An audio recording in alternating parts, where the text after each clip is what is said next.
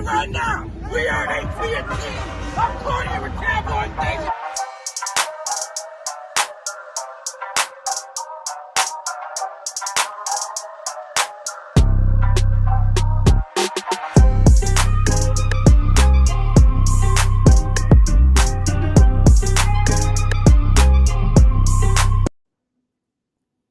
Good evening, everybody. Welcome to Tag Nation. Jimmy D is here. You're there. I don't know where Mike Tag is. Could be daylight savings time. I don't know if that's holding him up, or maybe after partying last week in Dallas with Jimmy D for a weekend, he might have needed a break, and I wouldn't blame him. But as always, like, subscribe, share with your friends. We really appreciate it. We appreciate everybody coming on board each week. We are, as always, your lead-in to Monday Night Football. So never forget about that. We know what's going on. We have the pulse of the NFL and the NBA and the NHL and baseball. So you tune into us. We're your lead into Monday Night Football. The first thing I want to do before I get onto the debacle of my Atlanta Falcons yesterday, I did want to touch base a little bit about uh, Philadelphia. And we're going to start out by bashing Philadelphia. I'm a little bit upset. I finally root for them in something. I really wanted them to beat the Astros in the World Series, and they couldn't do it. Right? I'm sick of the Astros. I'm sick of their cheating. I'm sick of their carrying on. I see Bregman running his mouth today about the Yankees, and he's even running his mouth about the Phillies. But I can't count on that dump city of Philadelphia, that toilet bowl, to do me any favors. So now that I've talked about the Phillies and them not being able to take care of business to revenge for the Yankees, I wanted to talk about the Eagles real quick because all I'm hearing again, the Eagles, the Eagles, the Eagles. Let's talk about it. The Eagles have they're 8-0, and I'll give them that, but they have played against teams that have a combined record of 28-36, right? You take out the Vikings and the Cowboys, they've beaten teams at a combined record of 15-33. So, once it gets down to stretch, I don't see the Eagles going that far. People can call me crazy. People can say Jalen Hurts is the best. They can carry on about all this stuff, their defense and all this. I don't see it. And, again, in the long run, I don't see the Eagles carrying it on this long. But like I said, I did want to come in for a minute just because I'm pissed off at the Phillies. I figured I'd rip on the Eagles for just a minute before I get to the disaster in Atlanta yesterday. So we had the Falcons losing to the Chargers, which bummed me. I thought for sure we'd be able to take them. I mean, with our running offense, and we had Patterson back. The Chargers have a horrific run defense, and we did run for 202 yards against them. So we got the run game going. I just don't understand why we continue to target Pitts so minimally. Pitts only had 7 targets yesterday. Drake London had 7 targets as well, but everybody else, Bird, Zacchaeus, were all combined for a total of 4. So, I just don't understand. I definitely, in a situation like that, where we established the run, again, we had 202 yards rushing. You put the ball in Mariota's hands a little bit and let him throw.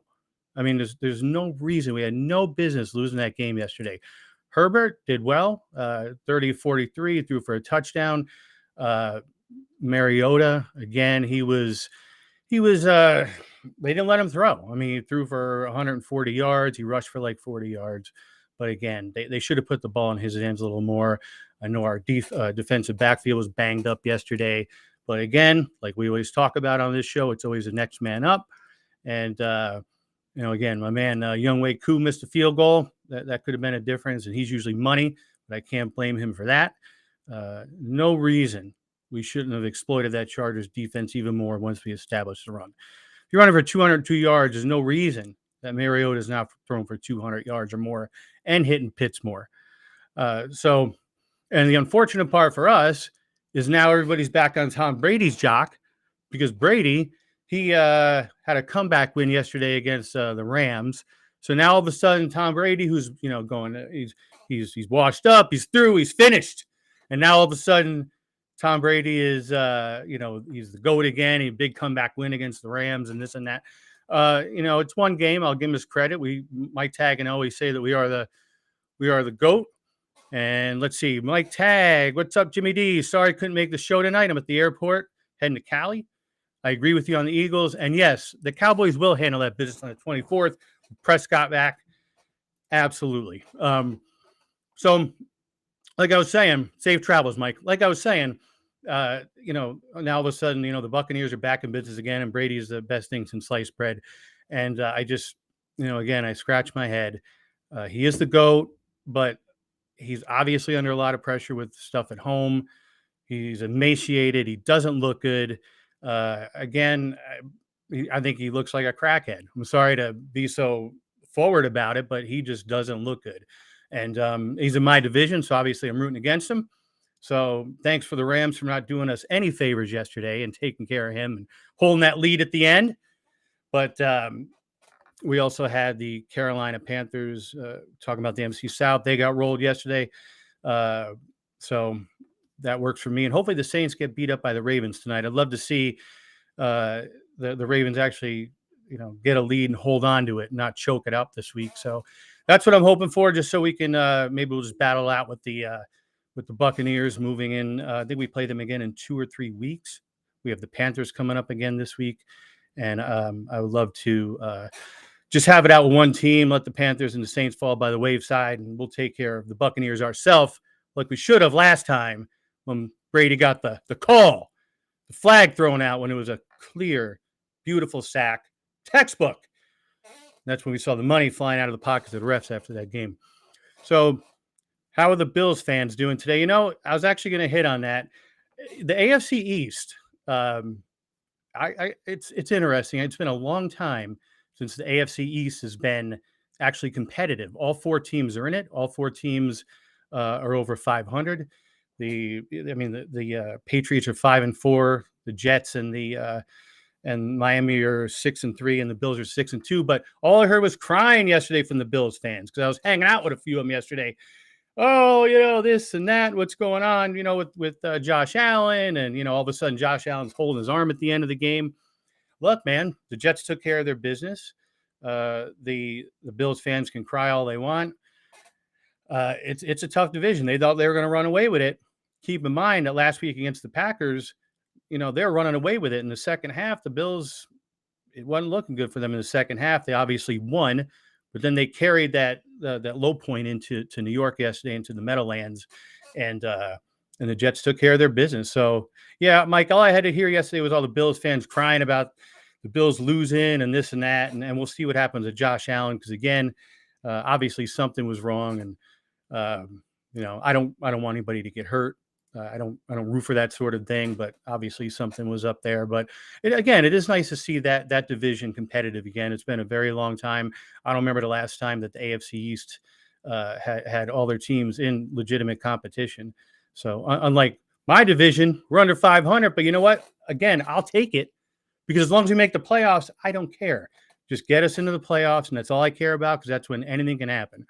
Green Bay fans, actually. Doug, that's another good point. You guys have beat me to the punch today. I love it. So Rodgers came apart at the seams. I think losing Davante Adams was bigger than they really expected it to be. He's they lost to Detroit, and they're going to lose to Dallas next Monday night. He's not looking good, and I guess again, is it all because Davante Adams is gone? Davante Adams putting up numbers out in Vegas, despite the fact that Horseface beat him yesterday. Still had 2 touchdowns and 130 yards. Rodgers has he just really doesn't have much going on. And I don't feel badly for him either because I'm sick and tired of hearing about him. What has he got? 1 ring? All this hype? He's got 1 ring? Yeah, it's time to bury Rodgers for good. And I agree. I think the Cowboys are going to kick his ass this coming Sunday. So, but we're talking again about Vegas. They're up and down. Horseface beat them yesterday, and again, Davante Adams with a big game.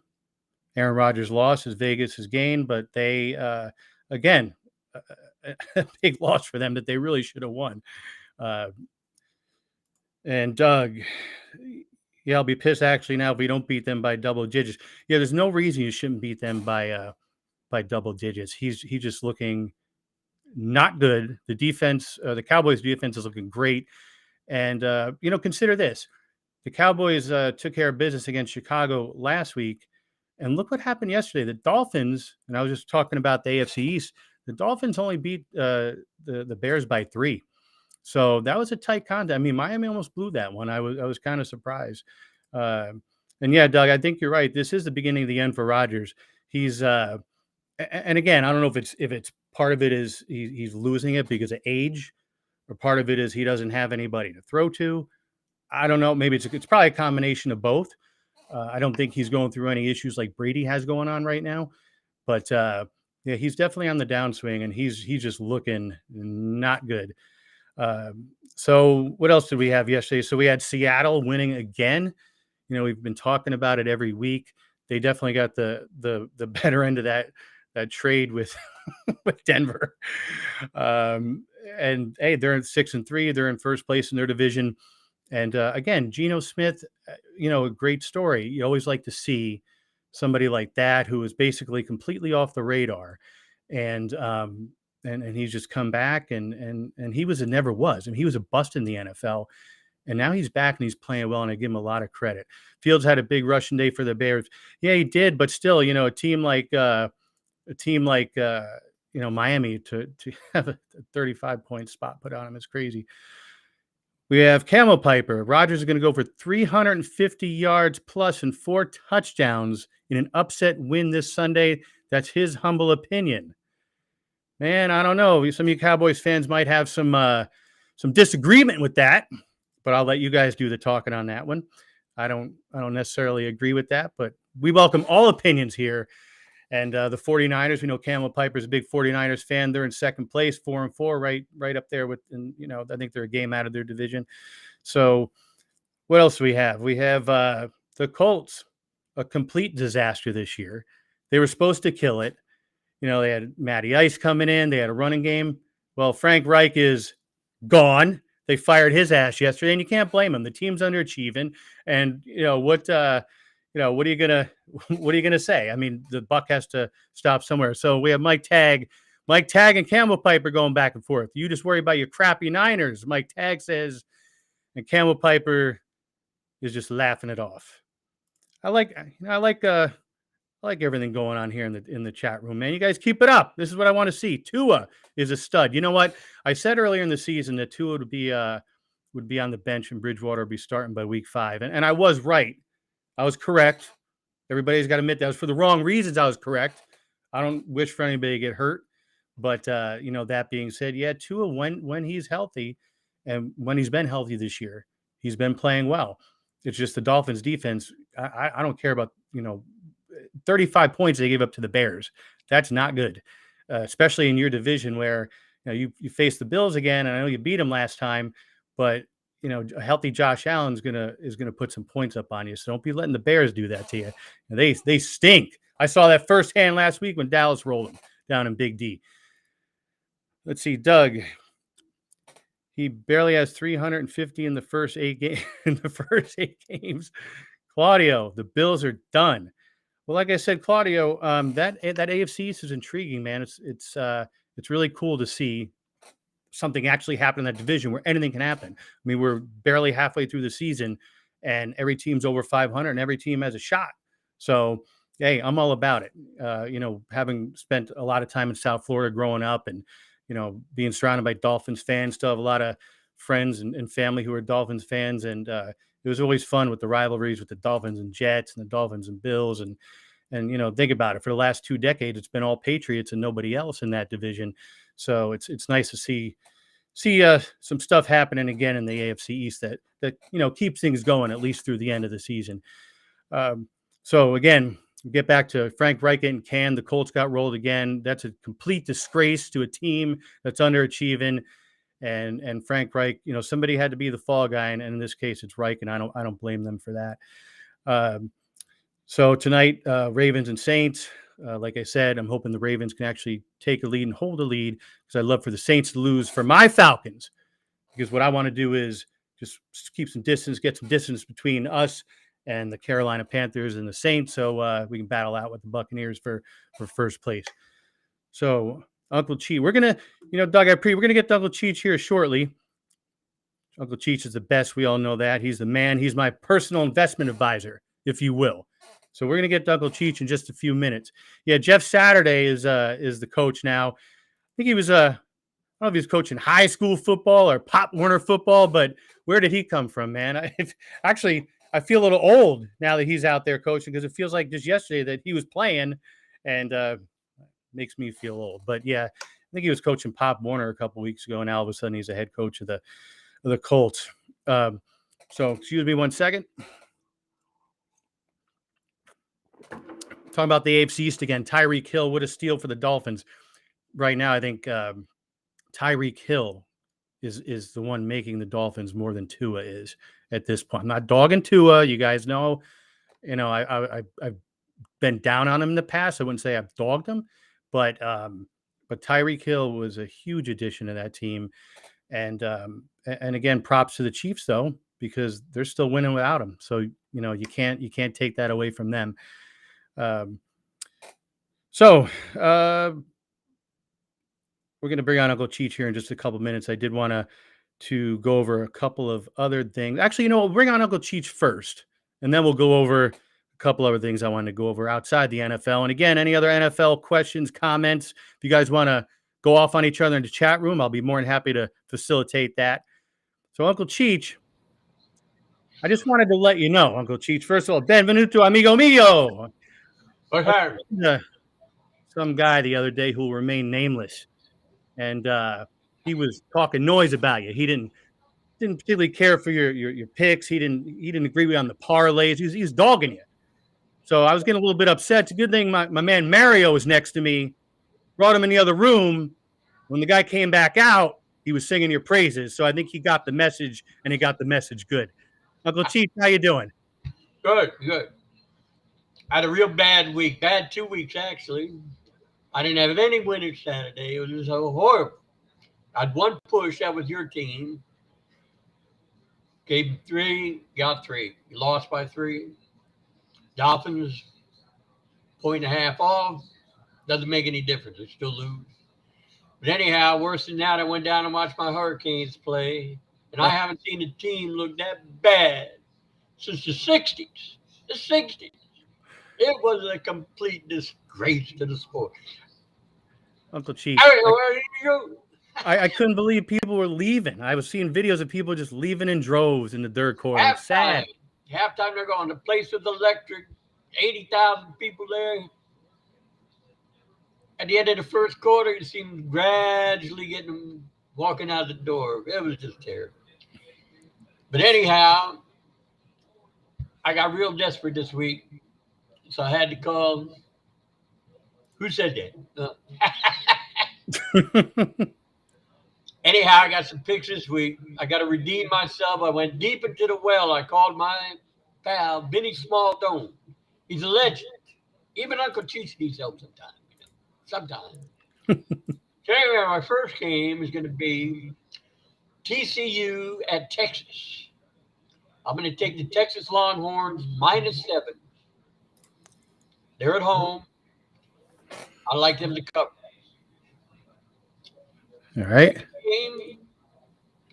And Tennessee was exposed last week, too. I didn't get into that game. You see who the real big dog is. I don't even know much about college football, but I did see that, yeah. Well, I was watching the game over at, what was that, Hard Rock Stadium? Or yeah. Somebody had the game on back in the car. But anyway, they gave him a beat down. I was wrong. I would have picked them too, plus the 8. It's a bad week. It happens. Well, anyhow, my next pick's going to be Dallas at Green Bay. I'm going to take the Cowboys -5. I think they cover easily. They kill Aaron Rodgers back there. He had 3 picks last week. Could possibly force him into early retirement. I agree. I saw it on there. He said could be washed up after this game. It could be. I mean, I don't think he has any the weapons around him. He's going to get hurt back there. So I like the Cowboys. I like their team. I think they take care of it easily. I'm going to redeem myself. I'm going to be 4-0 next week. 4-0. absolutely. Okay. My upset's going to be Alabama at Mississippi. I'm going to take the Rebels minus 11.5. Alabama looks like they're kind of on the downhill slide. Like everybody's got Saban's number now. I almost took LSU because they were playing there tonight, and I should have. At least I would have had one win. But what the hell's the guy? Who's the coach at Mississippi? Got to remember, I'm not the college football guy, so I'm sorry, Uncle Cheech. Father was the coach at Tampa. But anyhow, I like Mississippi State. I mean Mississippi, not Mississippi State. Mississippi, we're going to get 11.5. Getting 11.5, and they're at home. I was told Lane Kiffin. Lane Kiffin, that's him. He was an assistant at Alabama, so he's probably going to want to get a hold of Saban's ass. So.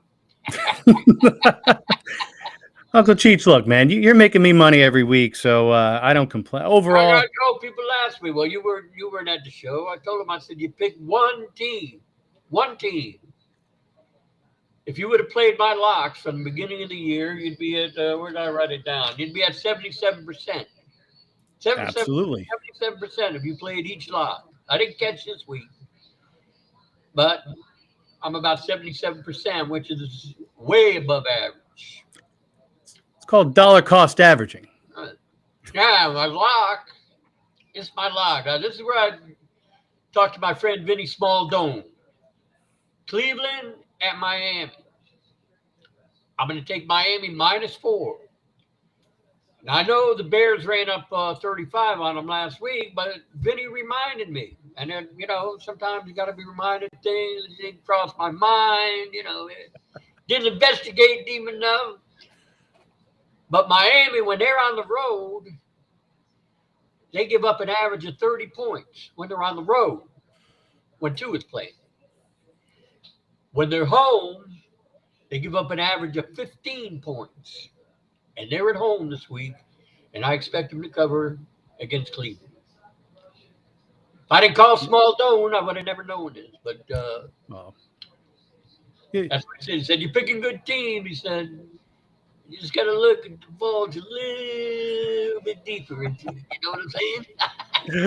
Well, we know you got the inside track, and we know that you talk guys like Goldberg and Jimmy the Greek, their business. They're imposters. You guys are washed up. They can hold a candle to Chichity. Let me tell you. But anyway, that's my picks. I stand by them. I hope everybody has good luck. Remember, one team. I kept telling you, don't listen about the parlay. You ever see all them gambling companies, DraftKings? Yeah. They always encourage you. Well, you play this parlay, that parlay. Of course. Because you're going to get stuck. That's all they do. You know what? You're right. All they do is push the parlays. Every commercial. That's what I can bet across the board. I know you ain't gonna win. You might win once or twice. You play 17 games, you win 3 times, you lose 14. You play out the Cheech's way, one team, one a week. Don't try to make it up the next day. You had 77, almost 80%. You're gonna hit 15 out of the 17 or 14 out of the 17. And you're going to make yourself some coin. You get yourself some champagne, crab legs, chicks, everything. You know what? So speaking of which, so Sunday you were at the Canes game, and that didn't go well. So after a mess like that, what does Uncle Cheech do the rest of the weekend to make things better? Well, I had to have 2 glasses of Chianti. Made myself a nice pasta dinner. Took my dog to Gouts for a walk a couple times to kind of clean up the anxiety a little bit of this. Yeah. Personally, I'm not going to go down to another game. I'm going to wait till next year. Everybody wants to coach his head. They paid him $80 million. Now you're stuck with it, whether you like it or not. So you better hope he's doing the right thing to right the ship, all you Hurricane fans. I know there isn't many. It's like Dallas or something, but It's very depressing. Like I said, it's probably the worst team. Looked unprepared since I seen in the '60s, before you were born. When they had George Myra, they even had big player back then. George Myra, Chuck Foreman, the Stork. What the hell was his name? Played for the Raiders. Jim Otto. They're all from Miami Hurricane. Now, what kind of dough? You said what kind of dough is this head coach making on Miami right now? They gave him something like 80 million over 10 years or something ridiculous like that. Wow, jeez, man. And the worst thing about it, the running back for FSU played at Oregon last year. And he came down here and played against his old coach, and they were running all over the place. Oh, I'm getting all aggravated just thinking about it again. yeah, I'm sorry. See, that's what I was trying to figure out what you do to make up for that and to get rid of that anxiety and all that other stuff. After all these years, you got to kind of roll with the flow a little bit. When I was younger, you'd be depressed for 2 weeks and stuff. Couldn't sleep, up all night thinking about it. When I was a big fan, I mean, used to really go to every game. Younger could take it, could take the heat. Now I can't take it anymore like I used to. That's what happens when you get older, Freya. Yeah, that's why you got to keep drinking the Chianti, because it keeps you fresh, it keeps you going. It's God's juice. It's God's nectar. You got to keep having the Chianti. So I made myself too. I made a nice pot of pasta fazool. Haven't had that in a while. I made some pasta fazool. When you go down to the store, get me some scattol and make a little scattol and beans, the Italian delicacy. People come from miles to have scattol and beans when I make it. That's beautiful. But anyhow, that's what I do. I cook a little bit, do this, do that. Tonight I'll lay down, watch a game. Little glass of wine. I wish you were over Friday night because, and obviously there's some distance between us. I don't know if you're in parts unknown tonight or wherever you're at, but this past Friday I went out. I got the hot super side, I got the Gabagool, the mortadella, I got the salami, the pepperoni, got some Chianti, the Asiago, the mozzarella. It was a beautiful Friday night here at Jimmy D's house. That's what I had for lunch. I had a nice gabagool shake. Absolutely, exactly. So. But you guys, Uncle Cheech is the man. He's made me plenty of money. You saw a couple weeks ago I had all the champagne and bottles of wine and money flying all over the place. So you better take his advice if you know what's good for you. All right, Jimmy D, have a good one. We'll see you next week, and hopefully we make up for this year. Sorry for the people that have been following me, but listen to what I told you. One game. And you'd still be ahead of the game. Even with 2 bad weeks in a row, you'd still be. I hit my lock last week. Yeah. Nothing else, but I hit my lock. Right. That's what I'm trying to tell you. One game. Uncle Cheech. One game. Grazie, Emily. A presto. You have a good evening. Buonasera. All right. Ciao. Uncle Cheech is the best. He knows what he's talking about, man. So let's go back to the chat room quick, see what's going on. Mike Tag, I won $300 at the casino playing 3-card poker on the cruise. I'm invested in Uncle Cheech's picks. It's a smart move, man, because that 300 is going to double or triple real fast with Uncle Cheech's advice. I'm telling you, man, I made plenty of dough this year. You just got to keep it going. Just like I said, Uncle Cheech is my investment advisor. And when you go to investment advisors, they talk about dollar cost averaging. You need to keep committing the money each week, and good things will happen. Once you stop or you hold back a little bit, and maybe you're not listening to the advice Uncle Cheech is giving, then it's not going to work out for you. So we talked some football. I talked about the football that was on my mind, and the beauty is a lot of people beat me to it about what I was going to talk about. We ripped on Philadelphia, that dump, that sewer, for a little bit. I did want to bring up something else and a little bit outside the realm of football. So I was reading with baseball, and we've talked about this before. So I know baseball season's over, and the Astros cheated. I mean, the Astros won the World Series again, and all this crap. But so now they're having this what's called contemporary Hall of Fame ballot. Major League Baseball is. So a handful of guys who didn't make it, in the period of time that they were. The normal rules allow for, I think it's like they get to vote on them for 8 years or 10 years or some crap like that. They're getting a second chance because of this contemporary Hall of Fame balloting. Now, some of them are the usual suspects. Now there's some guys that I really think belong. I mean, Don Mattingly's on there. I'd love to see him get in. So there are some guys out there that I think are worthy, but some of the people that they're worried about during the steroid era, Barry Bonds and was it Clemens and guys like that. So they're holding this special ballot just for them, and they got to get 75% of the vote on a limited vote count basis. I think there's only 16 voters on this one. So my thinking is this: you're worried about these guys getting in because they couldn't get in on the main ballot. When the hell are you going to put Pete Rose in the Hall of Fame? That's all I want to know. You're worried about these guys, and trust me, I like Clemens. He helped the Yankees, bring the hardware home to the Bronx. So I like Clemens. I have nothing against Bonds or any of these other guys. But, I mean, they were juicing, right? And you know what, Louis, absolutely. Don Mattingly for sure. He absolutely belongs in there. I mean, the man first of all, he put up great numbers. Not only that, I mean, his career was cut short to injury, and he still had great numbers, and he still wasn't screwing around with PEDs or any of that other stuff. So my thing is, in one way, I can see for guys like Mattingly and that, because where my heart is, I get it.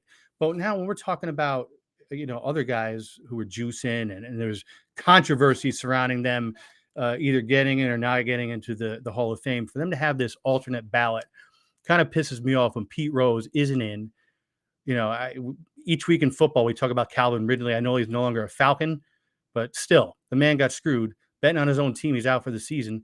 Pete Rose, I mean, he's one of the greatest players in history, Charlie Hustle, with phenomenal numbers, on the field leadership, just a hell of a feeler, and he's not in the Hall of Fame. And you're worried about putting some sort of secondary ballot on to get the steroid era guys in, or who else? I think it was Kurt Schilling, because he was saying some stupid ass comments and stuff. So what's the real reason for this, right? I can't figure it out. So again, I'm rooting for Mattingly to get in, but I think it's merely a way, and they're using a little shield, letting the seatbelt hold them back by throwing out Mattingly on there, to be the front man for guys like Clemens and Bonds and them. So that's my opinion on it. But I agree, Louis. Don Mattingly should definitely be in. Donnie Baseball, between Gold Gloves, his fielding was phenomenal. His lifetime batting average was 302, if I remember correctly, hitting home runs. Granted, the only thing that screwed him is he played during a very, very dry era for the Yankees back in the 80s. From 82 to 95, he hit the world's or the playoffs once. We lost to Seattle, unfortunately. But again, if anybody else has got any opinions on that, to me, the big thing is Pete Rose. You can come at me all day with this crap. All I'm going to keep saying is Pete Rose, and he should be in. And I think most people are still scratching their heads on that. So anyway, other news, Yankees exercise their option on Luis Severino. So there's another baseball note for my friends, my Yankee fans, all my friends out there. We got, and as you know, we don't get into any politically or socially charged issues on this show, and that's not what we do here. But, Kyrie Irving, I don't understand athletes who put themselves in spots that they are willing to throw their careers and all that dough out the window over nonsense and stupidity and big mouths. I don't understand it. So I kind of shaking my head at that. And I mean, not much else happening. We talked plenty of football. I don't know if there's any other comments. If not, we might be cutting a little bit short here this week. Any basketball fans out there? My Knicks. Hey, you know what? We're at 500 now. Better than I thought we'd be. They actually giving Obi some minutes now, which I'm happy about. Brunson, who I thought we overpaid for. You know what? Maybe I'm eating my words about that, and I'm happy about it. You think Judge will re-sign? Doug, that's a good question. We were talking about this a couple weeks ago, and we broke the news here, first of all. 2 Mondays ago, we broke the news about the fans booing in the Bronx, and a lot of players were pissed off, and Judge didn't take too kindly to it either. And then 2 days later, all over social media and in the New York papers and all this, all of a sudden, that same story came out. There was a lot of Yankee players who weren't too happy about that. I don't know. I think it's a catch-22 with Judge. I want to resign him. I would never boo the man. and I'm a hardcore Yankee fan, so I get it about Bronx cheers. You know, sometimes it happens. The team's getting their asses kicked, or we're getting rolled, or the Astros are striking us out 18 times in one game in the playoffs. We get pissed off. That being said, Judge, who I respect, he is the face of New York right now, New York baseball, because the Yankees are the team in baseball, not the Mets. They're the redheaded stepchild in New York. The Yankees are the team in New York. Judge is the face of the Yankees. He's the face of New York baseball. So that being said, with him not performing in the playoffs and a lot of the heat he took this season and even last season, I'm nervous that he will take less money to go out to California, back where he's from, because there's not a lot of pressure out there. You're not dealing with the New York media. You're not dealing with the Bronx cheers. I mean, look how much pressure was on him to get to 62. Well, even to get to 61, never mind 62. And then, he finally got there and everybody was happy. And then the playoffs roll around and he didn't show up. But again, I'll take him on my team any day. I say we pay him, give him a blank check, sign him. That's what I want. But if I'm in, my opinion is it's a 50-50 shot. He goes to California for the same or even a little bit less money because there's less pressure. And I guess we'll see. We'll see soon enough. Mike, the Miami Heat are getting hot. Oh man, what's their record? They're 4-5, I think. I mean, it's early yet. Like I said, I'm happy with the Knicks so far. 500 in the East, that'll get you in the playoffs, or at least into the play-in games. So it's a little early, but the Heat are the Heat. The Heat are in there every year, and we know that. I mean, there's a logjam of 500 teams in the East right now. So I'm just happy again. Brunson, who I thought was going to be that we overpaid for him, I'm happy so far. First game I wasn't happy, but since then I am. And again, I'm glad Obi's finally getting his minutes, because when he does, he takes advantage of them and he represents. So anything else? What else we got in there? We talked a little bit of NBA, a little bit of a lot of NFL, a little bit of baseball. How about hockey? We got the Boston, I hate to say it, another city. I don't hate Boston as much as I hate Philly, because Philly's a dump. At least Boston's a nice place to visit. It's pretty. It's kind of cool to hang out at. It's a fun time. But Bruins best team in hockey right now. Calgary, as predicted, a great team. But my New York Rangers are playing well, so I'm really happy about that too. I mean, granted, we've been a little up and down. I was happy that we won out in Dallas when I was out there last week to see it live. Walked into Phoenix the next day or 2 days later and beat them, but lost a crummy game in overtime last night. But hey, again, season's early. I don't worry. We'll be fine.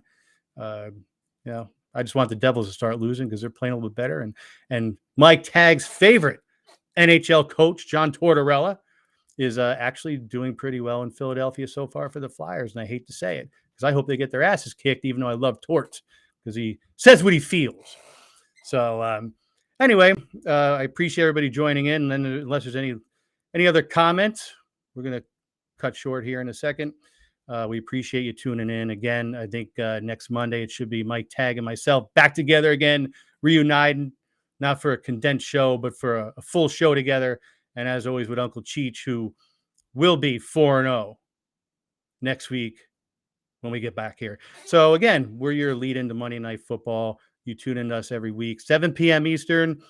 Like, share with your friends, subscribe. We really appreciate it.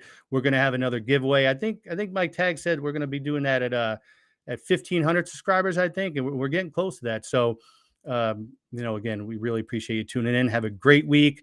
Ravens, I hope you win tonight. Usually I can care less about you, but good luck tonight. Everybody have a great week, and we will see you next Monday. Yo, this is Neville Gallimore from the Dallas Cowboys, and I want to give a major shout out to Mike Tagg. Keep bringing the hype to the Cowboys Nation. We love and appreciate it. Now, can you dig it?